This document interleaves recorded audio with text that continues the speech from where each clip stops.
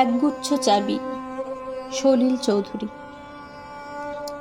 উত্তরাধিকার সূত্রে পেয়েছি শুধু একগুচ্ছ চাবি, ছোট বড়, মোটা বেঁটে, নানা রকমের নানা ধরনের চাবি। মা বললেন, যত্ন করে তুলে রেখে দে।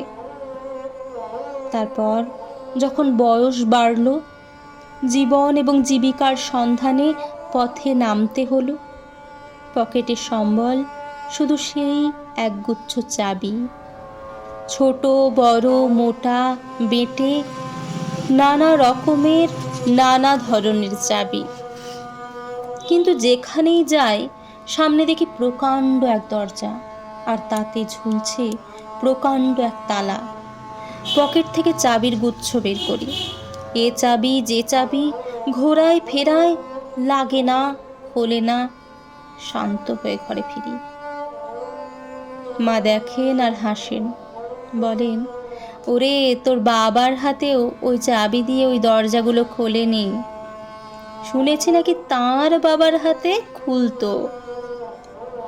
আসল কথা কি জানিস?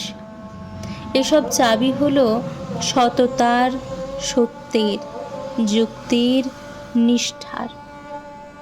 আজকাল আর ওই চাবি দিয়ে সব দরজাগুলো খোলে না। তবুও তুই ফেলে দিস না। তুইও যখন চলে যাবি, তোর সন্তানদের হাতে দিয়ে যাস এসব চাবির গুচ্ছ। হয়তো তাদের হাতে, হয়তো কেন, নিশ্চয়ই তাদের হাতে একদিন এইসব সততার, সত্যের, যুক্তির, নিষ্ঠার চাবি দিয়ে জীবনের দরজাগুলো খুলে যাবে, খুলে যাবেই।